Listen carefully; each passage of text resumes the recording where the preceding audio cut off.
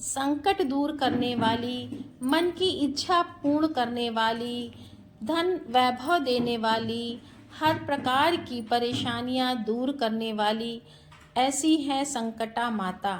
आज मैं आपके लिए संकटा माता की कहानी लेकर आई हूँ। तो बहनों, सुहागिनों, मेरे चैनल विभा शर्मा को लाइक, कमेंट, शेयर और सब्सक्राइब जरूर कर दीजिएगा। तो कहानी इस प्रकार से है। एक नगर में राजा रानी रहते थे जो निर्वंशी थे। एक दिन राजा शिकार को जा रहे थे तो रास्ते में एक डोमिन काम कर रही थी। उसने राजा को आते देखकर कहा, अरे निर्वंशी राजा का मुंह देख लिया, आज तो सारा दिन बेकार जाएगा। राजा उदास होकर महल में वापस लौट आया। रानी ने वापस आने का कारण पूछा तो राजा ने कहा, हम निर्वंशी हैं, हमारे कोई संतान नहीं है, ईश्वर ने हमें कोई औलाद नहीं दी है। जिसे देखो मुझे निर्वंशी बोलता रहता है। ऐसा सुन रानी भी उदास हो गई। रानी की उदासी का कारण उसकी बांदी यानी कि नौकरानी ने पूछा तो रानी ने सारी बात अपनी बांदी को बता दी। दूसरे ही दिन बांदी राजा के पास जाती है और कहती है, राजा जी आप बाप बनने वाले हो, रानी पेट से है। राजा की तो खुशी का ठिकाना ना रहा। लेकिन रानी ने बांदी से पूछा कि तुमने राजा जी से झूठ क्यों कह दिया?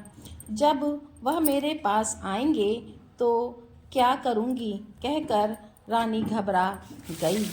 बांदी ने रानी से कहा, सब कुछ मुझ पर छोड़ दो, जैसा जैसा मैं कह रही हूँ आप वैसा वैसा करती जाइए।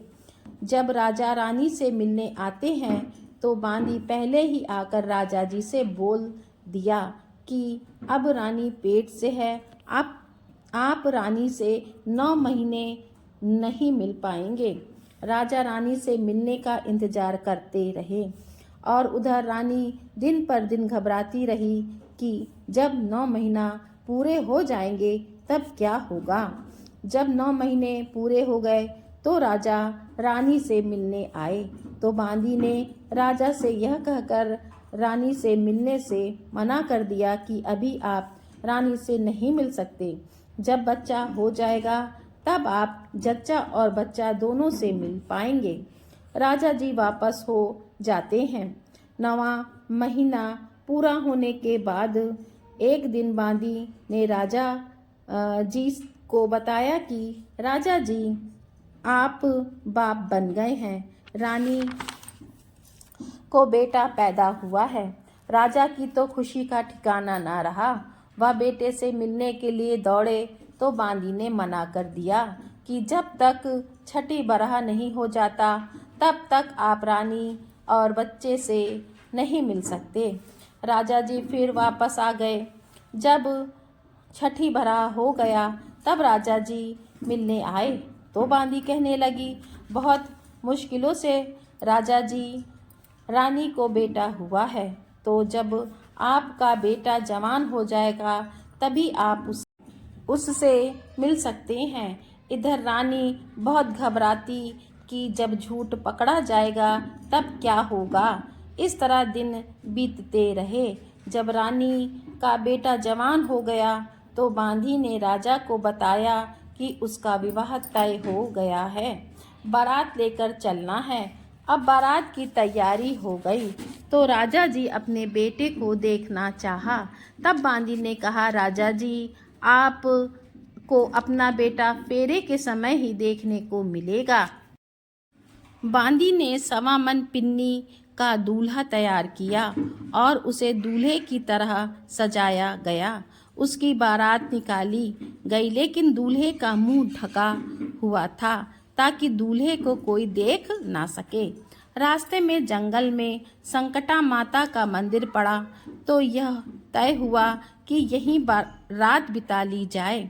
बांदी ने दूल्हे को जो पिन्नी से बना हुआ था मंदिर में रख कर सो गई।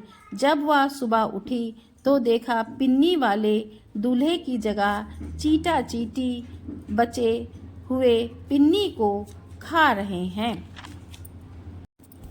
बांदी समझ गई कि उसका पिन्नी से बना दूल्हा माता जी ने खा लिया है, तो बांदी माता जी से बोली, हे संकटा माता, मेरा लेटा दो या फिर उसके बदले में बेटा दो।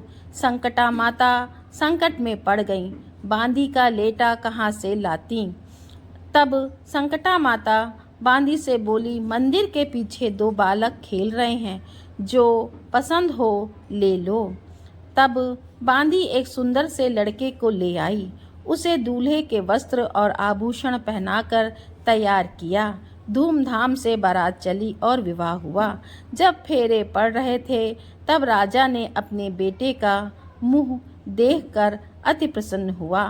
तो कहते हैं, जैसे संकटा माता ने रानी और राजा के दिन खुशियों से भर दिया, उसी प्रकार संकटा माता सबकी मनोकामना पूर्ण करें और सबकी जीवन को खुशियों से भर दें।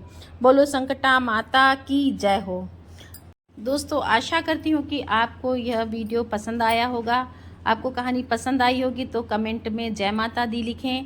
वीडियो को लाइक करें, चैनल को सब्सक्राइब करें। जय संकटा माता।